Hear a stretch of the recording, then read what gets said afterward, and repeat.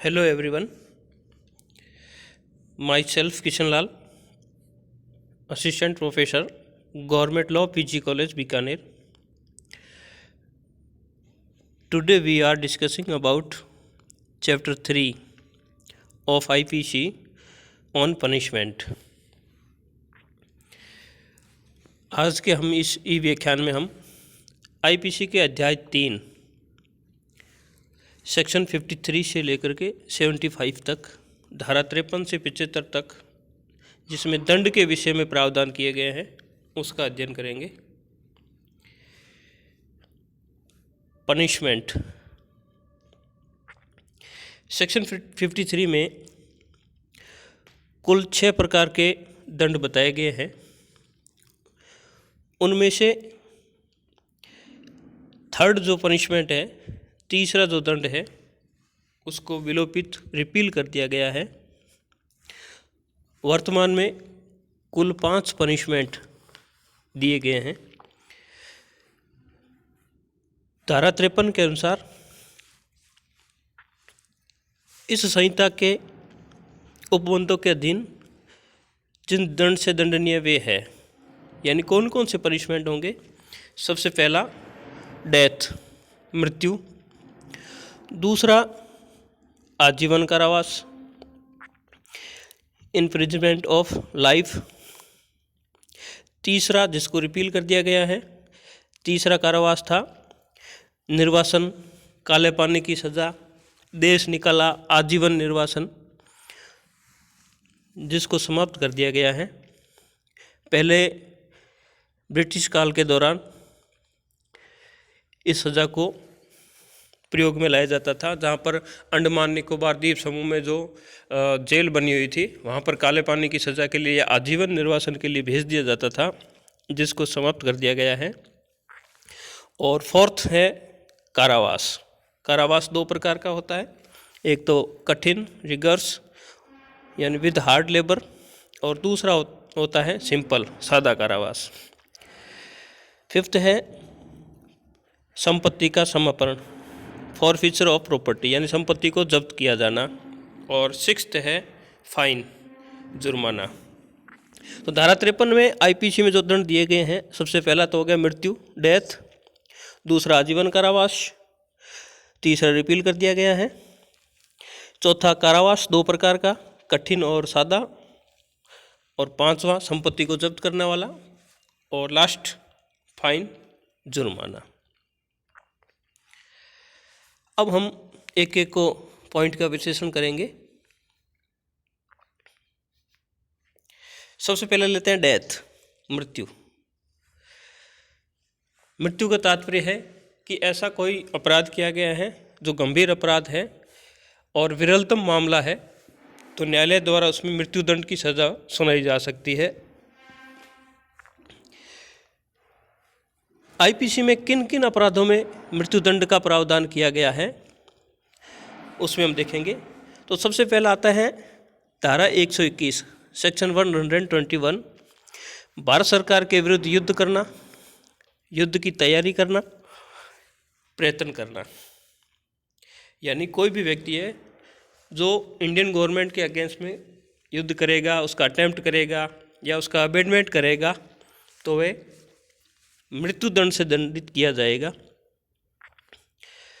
दूसरा आता है सेक्शन 134, धारा 132 में है कि भारत में जो सैनिक है, नौसेना, वायुसेना, थल सेना, उन सैनिकों में विद्रोह के लिए उकसाया जाता है, उनको दुष्प्रेरित किया जाता है कि वो सरकार के प्रति या अपने अधीनस्थ अधिकारी या सबॉर्डिनेट या किसी सीनियर ऑफिसर के विरुद्ध विद्रोह कर ले, और फलस्वरूप सैनिकों द्वारा ऐसा कोई विद्रोह कर दिया जाता है, तो उसमें मृत्युदंड का प्रावधान किया गया है। थर्ड आता है 194, धारा 154 में, जिसमें यह प्रावधान है कि कोई भी व्यक्ति जो मिथ्या साक्ष्य देता है या गढ़ता है, यानी giving and fabricate false evidence, जिससे इनोसेंट पर्सन, निर्दोष व्यक्ति को फांसी की सज़ा हो जाती है। यानी एक व्यक्ति के द्वारा झूठी गवाही दी जाती है, झूठा साक्ष्य बनाया जाता है, जिससे एक निर्दोष व्यक्ति को डेथ यानी फांसी की सज़ा हो जाती है, तो ऐसे मिथ्या साक्ष्य देने वाले व्यक्ति को भी मृत्युदंड से दंडित किया जा सकता है। नेक्स्ट आता है 195A, धारा 195A। कोई भी व्यक्ति किसी दूसरे व्यक्ति को झूठी गवाही देने के लिए उत्प्रेरित करता है, धमकी देता है और फलस्वरूप किसी निर्दोष व्यक्ति को फांसी हो जाती है, तो ऐसी झूठी गवाही देने वाले या झूठी गवाही को उत्प्रेरित करने वाले, धमकी देने वाले व्यक्ति को भी मृत्युदंड से दंडित किया जा सकता है। नेक्स्ट 302 मर्डर, हत्या। धारा 300 में जो हत्या की परिभाषा दी गई है, तो किसी भी अभियुक्त के द्वारा अगर हत्या की जाती है, मर्डर किया जाता है, तो 302 में उसे मृत्युदंड से दंडित किया जा सकता है। उसके बाद नेक्स्ट आती है 303 303। 303 में ये प्रावधान है कि आजीवन कारावास की जो सज़ा काट रहा कोई व्यक्ति है और उसके द्वारा सज़ा के दौरान यानी जेल में जब सज़ा काट रहा है उस दौरान किसी भी व्यक्ति की हत्या की जाती है, तो उसे मृत्युदंड से ही दंडित किया जाएगा। न्यायालय ने मिठू बनाम पंजाब राज्य 1983 का केस था। इसमें सुप्रीम कोर्ट ने धारा 303 को अनकॉन्स्टिट्यूशनल, असंवैधानिक घोषित कर दिया, क्योंकि इसमें यह प्रावधान था कि उसे मृत्युदंड ही दिया जाएगा। जजेज के पास में, न्यायाधीश के पास में कोई विवेकिक शक्तियाँ प्रयोग करने के लिए नहीं दी गई थी, अतः इस धारा को असंवैधानिक घोषित कर दिया गया। केस भी आता है, इंपॉर्टेंट है कि किस मामले में इसको अनकॉन्स्टिट्यूशनल डिक्लेयर किया, तो Mithu versus state of Punjab 1983। Next है 305। 305 ये कहती है कि कोई भी व्यक्ति जो कोई शिशु है या उन्मुक्त व्यक्ति है उसको आत्महत्या के लिए दुष्प्रेरित करेगा। यानी ऐसा कोई बालक है, शिशु है या कोई उन्मुक्त व्यक्ति है, वो किसी पर बीमारी कारण या किसी नशे के कारण कार्य की प्रकृति और परिणामों को समझने में असमर्थ है, तो ऐसे व्यक्ति को सुसाइड करने के लिए उसे क्या करेगा, अबेटमेंट करेगा, उकसाएगा, तो उस व्यक्ति को मृत्युदंड दिया जा सकता है। जिस व्यक्ति ने उस बालक को या उस उन्मुक्त व्यक्ति को आत्महत्या करने के लिए दुष्प्रेरित किया है, तो दुष्प्रेरण करने वाले व्यक्ति को मृत्युदंड दिया जा सकता है। नेक्स्ट है 307 अटेम्प्ट टू मर्डर, हत्या का प्रयत्न। कोई भी व्यक्ति ऐसा कोई कार्य करता है, यदि वह कार्य हो जाता तो हत्या होता। इस अटेम्प्ट टू मर्डर में वो ऐसा कोई कार्य करता है जैसे किसी को उपहत्ति हो जाती है और तो उसे मृत्युदंड से दंडित किया जा सकता है। यानी कोई सजा काट रहा है और उसके दौरान भी उसने अटेम्प्ट टू मर्डर किया है, किसी को कोई उपहत्ति हो जाती है, तो उसे मृत्युदंड से दंडित किया जा सकेगा। नेक्स्ट आता है 364A, धारा 364A, जिसमें है फिरौती मांगना, मुक्तिदंड मांगना। किसी भी व्यक्ति को, बालक को किडनैप करके और उसके बदले में जो फिरौती मांगी जाती है उसके लिए भी मृत्युदंड का प्रावधान किया गया है। नेक्स्ट आता है 396 396। धारा 396 में हत्या सहित डकैती के लिए मृत्युदंड का प्रावधान किया गया है। यानी डाका डाला गया है, डकैती की गई है और उस दौरान किसी व्यक्ति की हत्या कर दी जाती है तो उसे मृत्युदंड दिया जा सकता है। कुछ और जो 3 फरवरी 2013 को अमेंडमेंट लागू हुआ था दिल्ली में निर्भया कांड, उस रेप कांड के पश्चात जो संशोधन किया गया था, उस संशोधन के द्वारा बलात्कार के संबंधी जो धाराएं हैं उसमें भी मृत्युदंड का प्रावधान किया गया, सजा बढ़ा दी गई है, जिसमें है 376A। 376A में है कि यदि कोई रेप पीड़िता है और उसका रेप होने के पश्चात या उसकी डेथ हो जाए या वो ऐसी विकृतशील हो जाए, यानी शारीरिक रूप से उसकी कोई विकृति आ जाए, किसी अंग में, उसके विकार में, नेचुरल जो उसका बॉडी है उनके पार्ट में अगर विकृति आ जाए तो उसे एक्यूज को मृत्युदंड दिया जा सकेगा। यानी रेप हुआ, रेप के बाद में पीड़िता की मृत्यु हो गई या उसके कोई विकृतशील हो गई है तो उसे मृत्युदंड दिया जा सकता है 376A।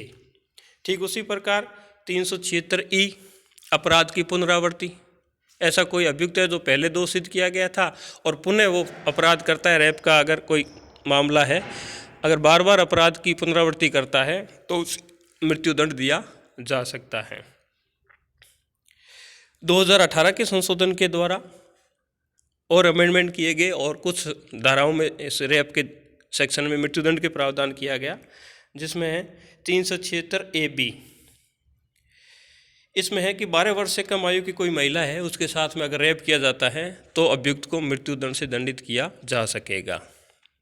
और ठीक उसी प्रकार 2018 के संशोधन के द्वारा 376D(b) यानी 376D के बाद एक नया क्लोज बी जोड़ा गया, जिसमें यह प्रावधान किया गया कि 12 वर्ष से कम आयु की किसी महिला के साथ में अगर सामूहिक बलात्कार गैंग रेप किया जाता है तो उसमें भी मृत्युदंड का प्रावधान किया गया है।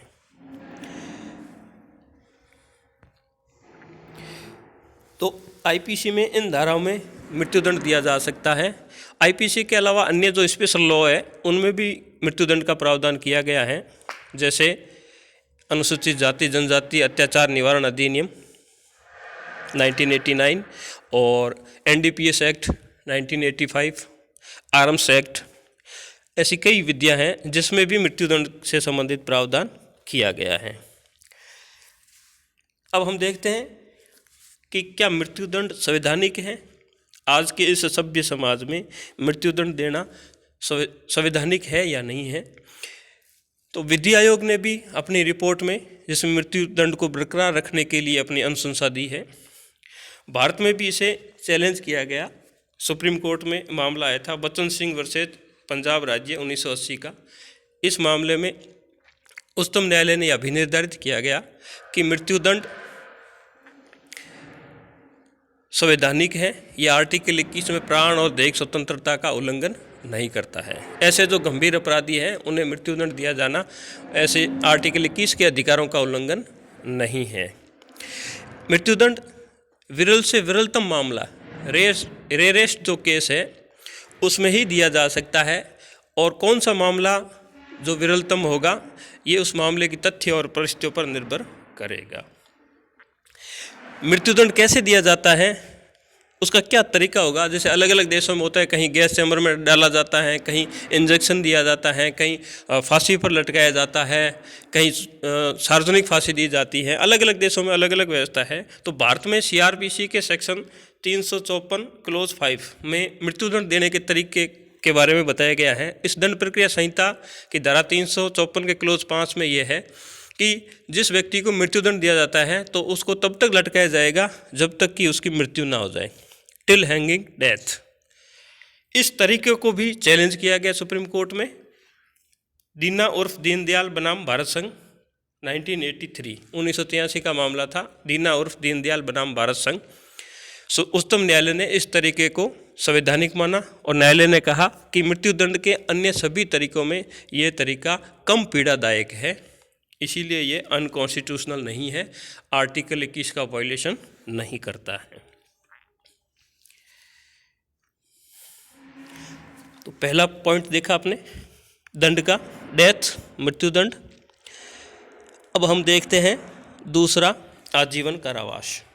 आजीवन कारावास आईपीसी में कई ऐसी धाराएं हैं जिसमें आजीवन कारावास का दंडादेश दिया गया है। यहाँ पर आजीवन कारावास का मतलब क्या होता है? क्या आजीवन कारावास का मतलब 20 वर्ष कारावास है या आजीवन कारावास का मतलब जीवन पर्यंत कारावास है? तो आईपीसी में धारा 57 में ये कहा गया है कि जहाँ दंडादेशों के भिन्नों की गणना की जाती है वहाँ आजीवन कारावास 20 वर्ष के समतुल्य माना जाएगा। यानी जैसे कहीं प्रावधान होता है कि कारावास का अगर जुर्माना नहीं देता है तो 1/4 भाग उसके दंडादेश दिया जाएगा। तो यहाँ 10 साल है तो 1/4 भाग निकाला जाएगा, लेकिन आजीवन कारावास का 1/4 कैसे निकाला जाएगा?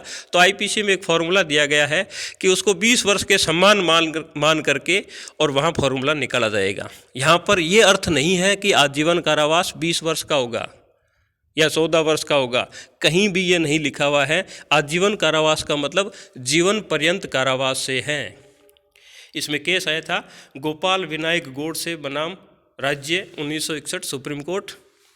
दूसरा केस था Mohammed Munna versus union of India 2005 का सुप्रीम कोर्ट का, लखी वर्सेज राजस्थान राज्य। इन सब मामलों में न्यायालय ने अभी निर्धारित किया कि आजीवन कारावास का मतलब जीवन पर्यंत, पूरी लाइफ कारावास से है। पूरी लाइफ उसे कहाँ रहना पड़ेगा? कारावास में रहना पड़ेगा, जीवन पर्यंत कारावास होगा। तीसरा रिपील कर दिया गया था देश निकाला को। चौथे पर आते हैं कारावास। तो कारावास दो प्रकार का होता है। एक तो होता है कठिन विद हार्ड लेबर, रिगर्स होता है, जो सश्रम जेल में क्या होता है, कुछ न कुछ कार्य करना होता है जो कठिन कारावास में, और बदले में उसको कुछ मेहनताना भी मिलता है। और एक होता है सादा। तो आईपीसी में धारा 154 और 449, 194 और 449 में केवल कठिन कारावास देने का ही प्रावधान है, अन्य कोई विकल्प नहीं है। यानी इन धाराओं में कहा गया है कि कठिन कारावास से ही दंडित किया जाएगा, अन्य कोई ऑप्शन नहीं है। जबकि अन्य कई धाराएं हैं जिसमें कठिन कारावास या किसी भांति का कारावास, यानी दोनों में से, सादा या कठिन, दोनों में से किसी भी भांति का कारावास दिया जा सकता है, ऑप्शन है। जैसे 168, 169, 172 से 176, 178 से 180, 187, 188, 223, 225 ए, 228, 291, 341, 500 से 502, 509, 510 आदि है। इसमें ऑप्शन है कि सादा भी दिया जा सकता है और कठिन भी दिया जा सकता है। कई ऐसी धाराएं हैं जिसमें मिनिमम कारावास का, न्यूनतम अनिवार्य कारावास का भी प्रावधान किया गया है। जैसे 304 बी दहेज मृत्यु, मिनिमम पनिशमेंट है 7 वर्ष के लिए दंड का प्रावधान किया गया है। 397, 398 जारता के लिए, वहाँ भी मिनिमम दंड का प्रावधान, जो 7 वर्ष के दंड का प्रावधान किया गया है। तो उसमें मिनिमम वो पनिशमेंट देना ही पड़ता है। अब ये प्रश्न उत्पन्न होता है कि जो आजीवन कारावास होता है ये सादा होता है या कठिन? तो एक केस आया था 1976 का सुप्रीम कोर्ट में, राज्य बनाम रतन सिंह। राज्य बनाम रतन सिंह के मामले में सुप्रीम कोर्ट ने अभी निर्धारित किया कि आजीवन कारावास की प्रकृति हमेशा कठोर ही होगी, यानी आजीवन कारावास हमेशा कठोर ही माना जाएगा, सादा नहीं माना जाएगा। नेक्स्ट 5th आता है फॉरफीचर ऑफ प्रॉपर्टी, संपत्ति को जब्त करना। पनिशमेंट में एक ये भी होता है कि उसे मृत्युदंड दिया जा सकता है, कारावास दिया जा सकता है, आजीवन कारावास दिया जा सकता है और संपत्ति को जब्त किया जा सकता है। भारतीय दंड संहिता में कई ऐसे सेक्शन आते हैं जिसमें ये कहा गया है कि उसकी प्रॉपर्टी को क्या किया जा सकता है, जब्त किया जा सकता है। जैसे धारा 126 है कि युद्ध, दूसरे देश के या दूसरे राज्य क्षेत्र में जाकर के लूटपाट करना और युद्ध करना, उससे जो सामग्री लूटपाट की जाती है 126 से 127 में, उसको जब्त करने का प्रावधान किया गया है। ठीक उसी प्रकार सेक्शन 169 में है कि कोई पब्लिक सर्वेंट है, वो कोई ऑक्शन, नीलामी होती है, उसमें अपनी बोली नहीं लगाएगा, फिर भी उसने बोली लगा करके किसी संपत्ति को खरीद लिया है तो उसे जब्त करने का प्रावधान है।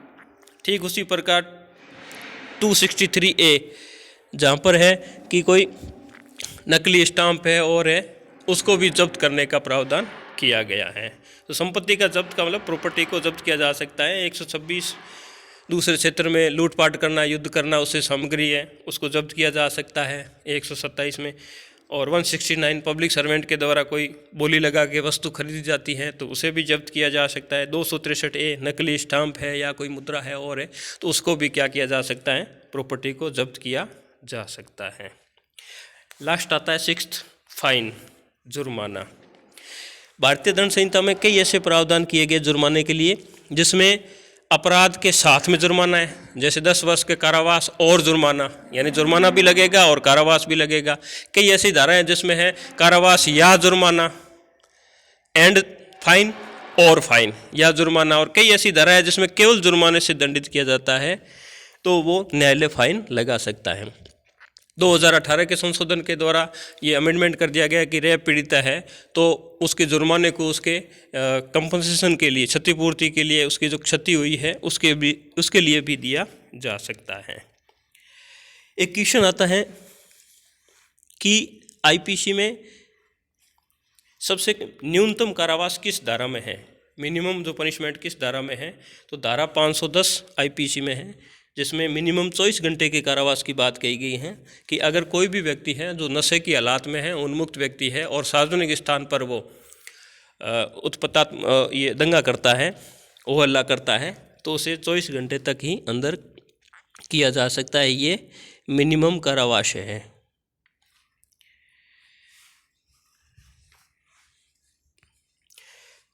तो स्टूडेंट्स, आज के इस चैप्टर में अपने इम्पोर्टेंट जो सेक्शन है 53, बड़ा क्वेश्चन भी आता है कि दंड के विषय में क्या क्या प्रावधान किए गए हैं, उसको हमने देखा। टोटल 5 प्रकार के पनिशमेंट थे और उसके रिलेटेड अपने सुप्रीम कोर्ट के केसेस का भी अध्ययन किया। तो मिलते हैं नेक्स्ट वीडियो में। धन्यवाद।